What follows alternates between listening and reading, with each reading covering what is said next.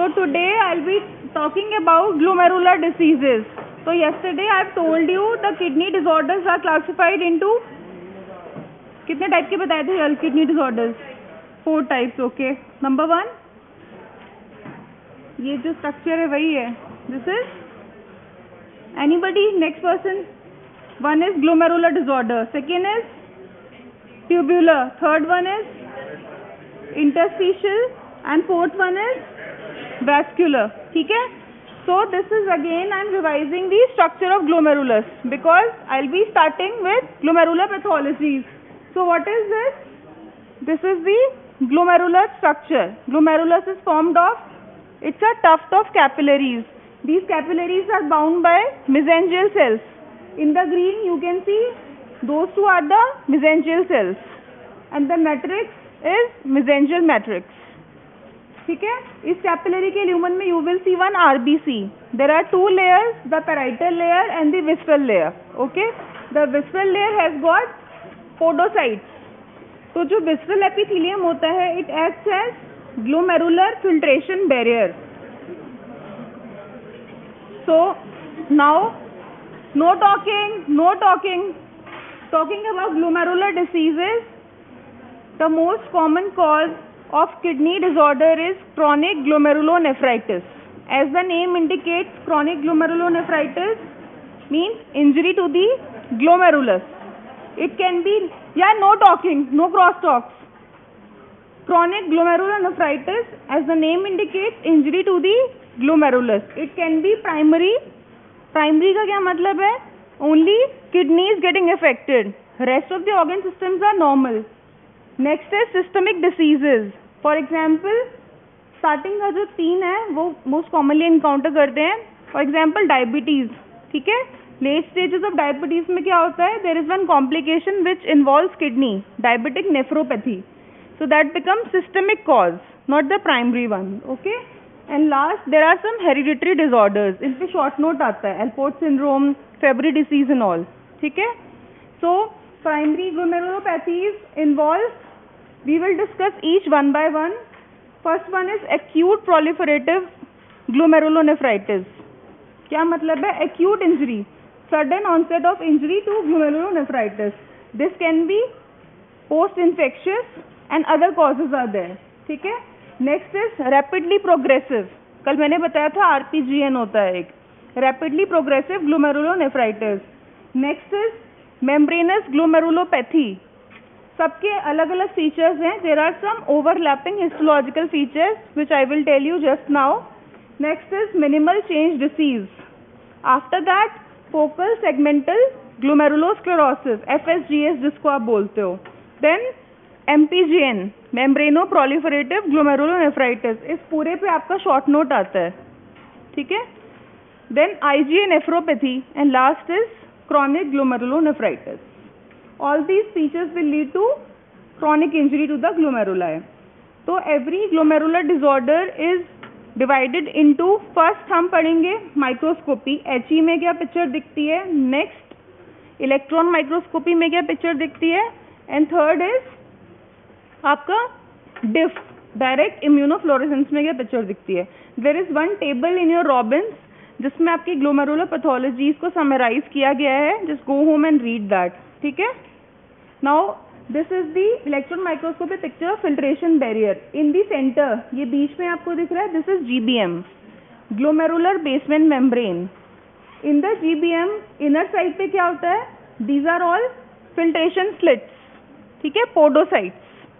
जो आपका glomerular filtrate जो बनता है, जो GFR का फिल्ट्रेट होता है, वो इसके थ्रू क्रॉस होके जाता है. तो these are the filtration slits and they will rest on this GBM. Now again this is the simplified version of that only. In the centre you can see there is this basement membrane. Below that is the endothelium.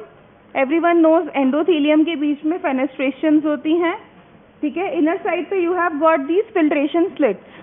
Filtration slit में 2 proteins are very important. One is your nephrin, second is your podocin. Just मोटा मोटा ऐसे याद कर लो कि जो podocin है it is present within the cell. Okay. And जो नेफ्रिन है this is present in between the cells. Clear.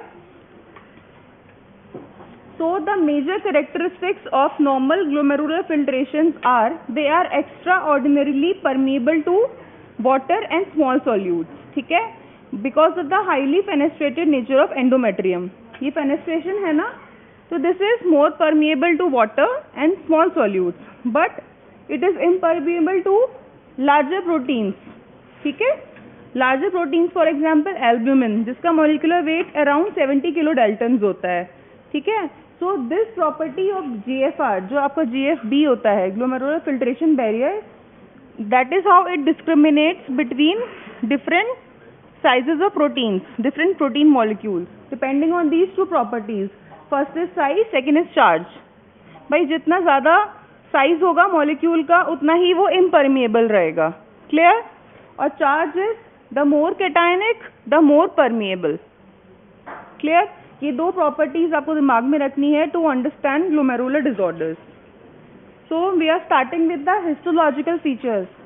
So primary glomerulopathies में there are total 4 histopathological features जो आपको याद रखने हैं. One is hypercellularity. ये चीज़ें मैं बार बार यूज करती रहूँगी, तो you should know what are these. तो when I call it hypercellularity, इसका क्या मतलब है? That means there is proliferation of mesengium and infiltration by the leukocytes. एक तो आपका जो mesangial cells है उनका proliferation हो जाएगा, और जो leukocytes हैं क्योंकि इंजरी हुई है तो chronic inflammatory infiltrate आएगा जो आपके leukocytes होते हैं. ठीक है, so there are 2 things. Third is your formation of crescents. What is crescents? They are nothing but the proliferating parietal layer. Clear? This is about hypercellularity. Next histological feature is bone marrow thickening. Sorry, basement membrane thickening. Basement membrane is GBM, glomerular basement membrane. So light microscopy पे there is just thickening of capillary walls. जो हमारी GBM होती है HE पे इतना अच्छा appreciate नहीं होता, तो स्पेशल स्टेन हम लगाते हैं, दैट इज PAS. ठीक है, Periodic acid shift. It will accentuate your glomerular basement membrane. Electron microscopy पे 2 तरीके की पिक्चर्स दिख सकती है. First is deposition of electron dense material. This is due to antigen antibody reactions की वजह से there are some deposition of immune complexes. तो electron microscopy you will see deposition of these dense deposits. Second, thickening of the basement membrane. ठीक है, clear? No talking, no talking. Third is your hyalinosis and sclerosis. इसका क्या मतलब है भाई? Hyalinosis is it is the accumulation of homogeneous eosinophilic material under light microscopy, that is hyalinosis. जब हम बोलते हैं कि दैट ग्लोमेरुलस जो है हाइलिनाइज्ड हो रहा है. अभी आपका प्रैक्टिकल होगा, आपको स्लाइड दिखाई जाएगी इसमें. Next is your sclerosis. Sclerosis is accumulation of extra cellular collagenous material. इधर it is confined to the mesangium area, tuft के बीच में, या फिर डायबिटिक ग्लोमेरुलर स्क्लेरोसिस में क्या होता है, जो छोटी छोटी कैपिलरीज होती है ना उसमें डिपोजिशन हो जाती है दिस पिंकिश मटेरियल. ठीक है, लीडिंग टू डायबिटिक नेफ्रोपैथी. तो द हिस्टोलॉजिकल चेंजेस जो होते हैं इन्हें फर्दर डिवाइड किया गया है. First is diffuse. डिफ्यूज का मतलब इन्वॉल्विंग ऑल द ग्लोमेरुलाई. ठीक है. Next is global. Global means एक ग्लोमेरुलाई बट एंटायर ग्लोमेरुलाई. ठीक है. So diffuse is different, global is different, then focal. Focal is only involving a portion of glomeruli. ठीक है. And what is segmental? Segmental is affecting a part of each glomerulus. मतलब हर glomeruli का थोड़ा थोड़ा part involvement है, that is segmental. ठीक है. Now the pathogenesis, most common pathogenesis क्या होता है glomerular injury का? It is the antibody mediated injury. Antibody mediated का क्या मतलब है? There is some in situ immune complex deposition. ठीक है, उसके variety of causes are there.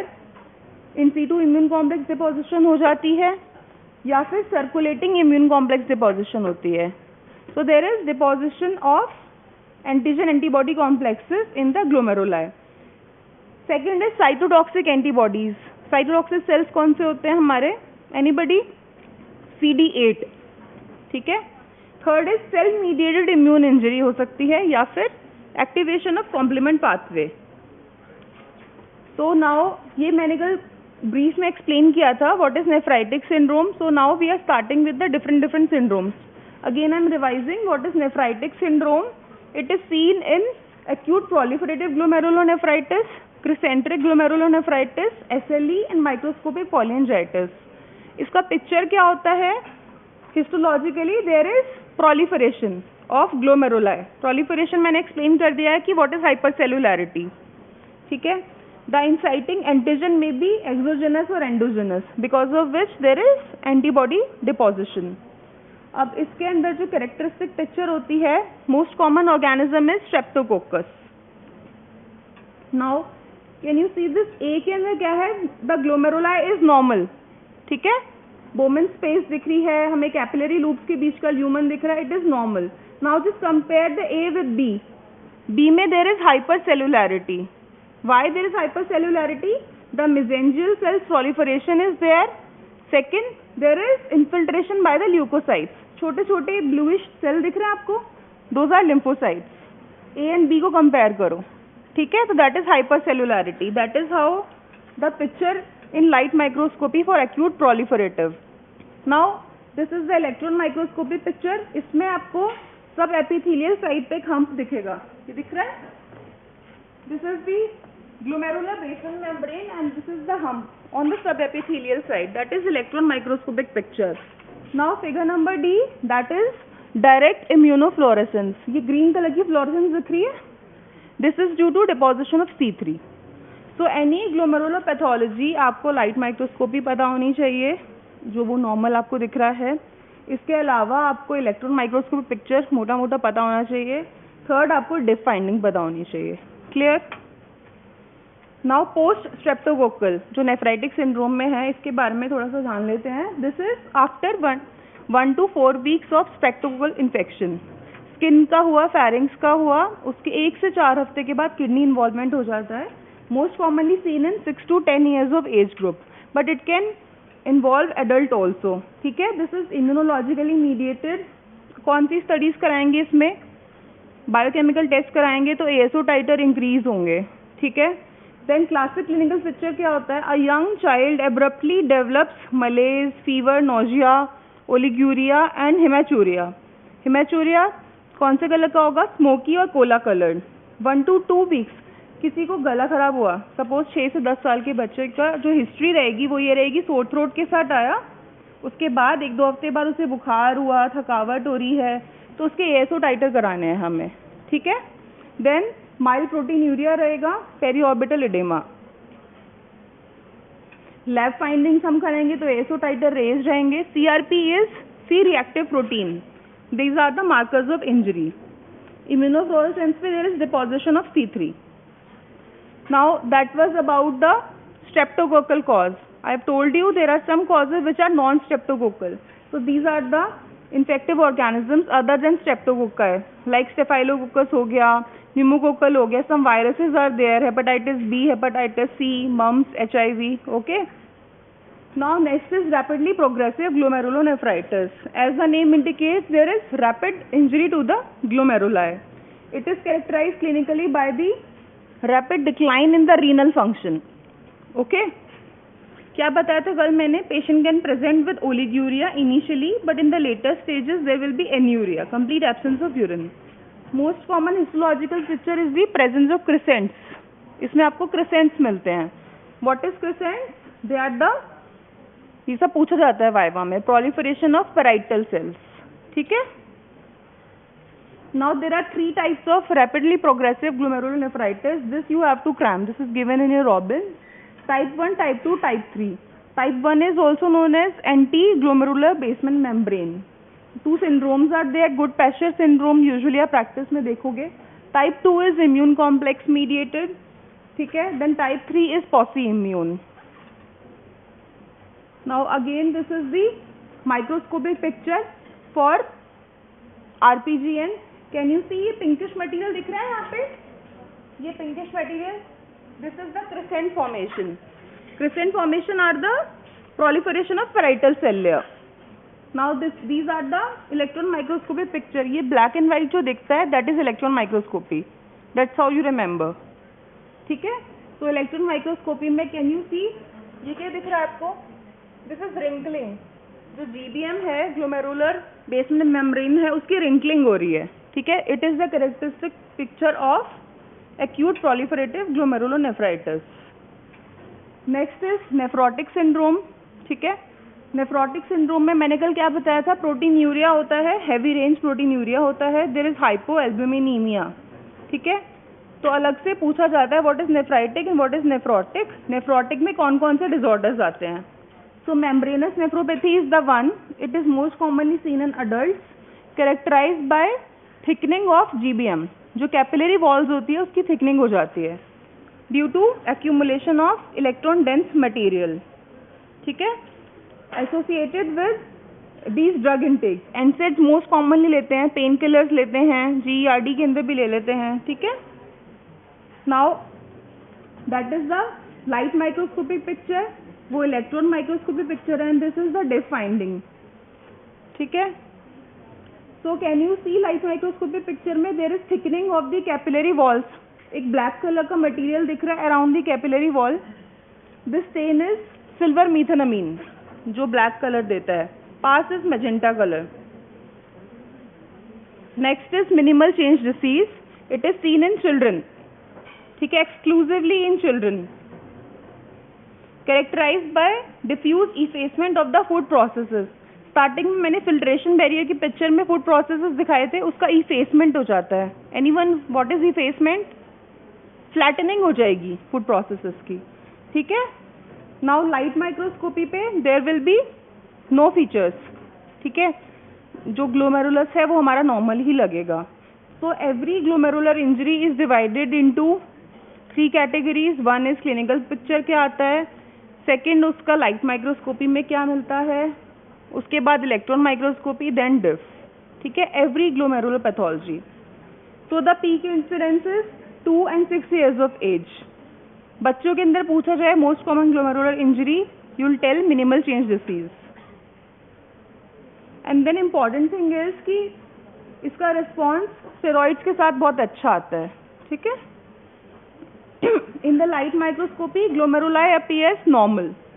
In electron microscopy, the GBM appears normal. ठीक है, कोई डिपोजिशन नहीं होगी डेंस मटेरियल की. So the principal lesion is in the visceral epithelial cells.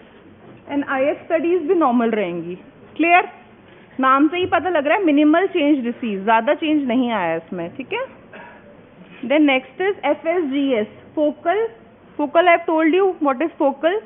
Segmental glomerulosclerosis. Focal means a part of glomeruli is involved. Segmental means her glomeruli का थोड़ा थोड़ा portion involved है. And sclerosis. Sclerosis is deposition of extracellular collagenous material within glomeruli.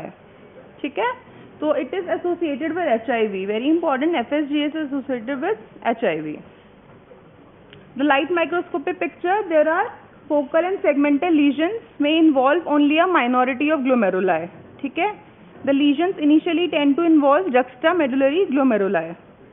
Sclerotic portion के अंदर क्या दिखेगा? There is deposition of plasma proteins along the capillary wall leading to hyalinosis. ठीक है.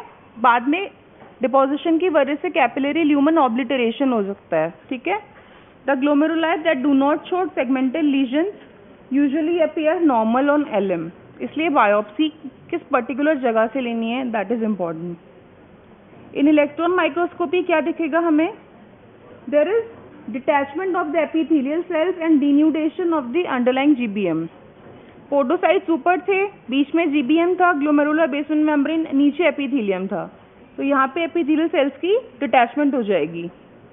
And immunofluorescence you will C IgM and C3 deposition.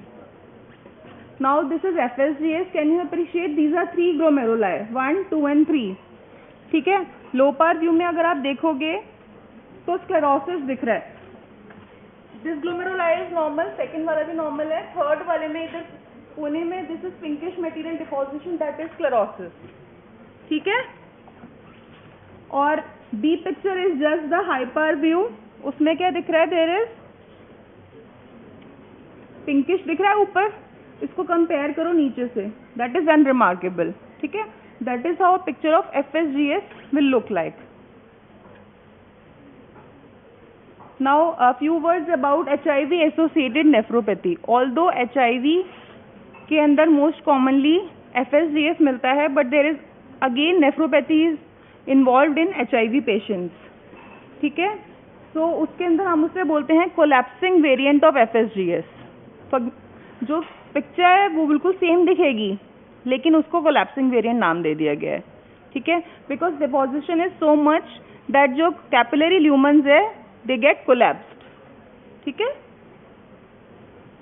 Now next is membranoproliferative glomerulonephritis. Anyone? क्या समझते हो इससे आप? membranoproliferative का क्या मतलब है? Anyone? membranoproliferative. Which membrane? बताओ. membranoproliferative? कोई बात नहीं, गलत बताओ. Just give it a try. What do you understand by it? Membranoproliferative means your glomerular basement membrane. We are talking about glomeruli here. So the glomerular basement membrane, it gets in the proliferating phase. ठीक है. So like I have told you, जो mechanism होते हैं, one is antigen antibody complex. ठीक है. But एक last mechanism रहता है आपका, that is excessive activation of complement pathway. Complement pathway दो तरीके के होते हैं, classical and alternate. ठीक है. So in MPGN the pathogenesis is excessive activation of alternative pathway, this properdin.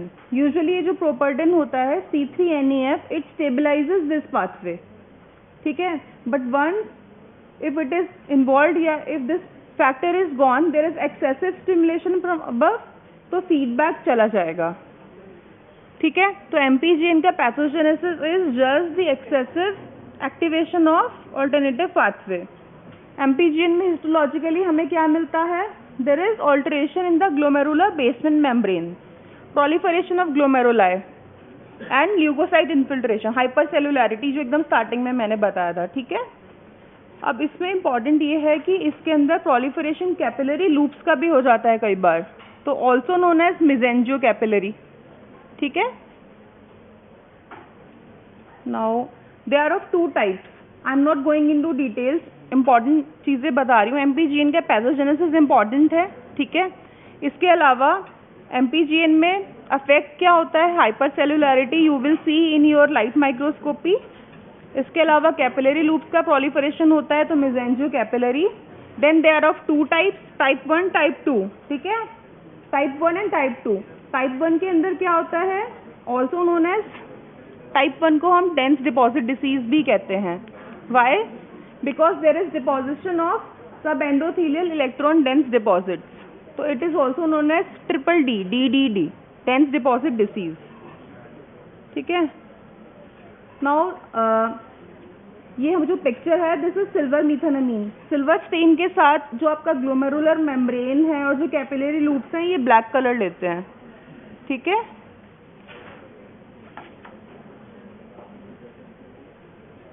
Okay, that's it for today.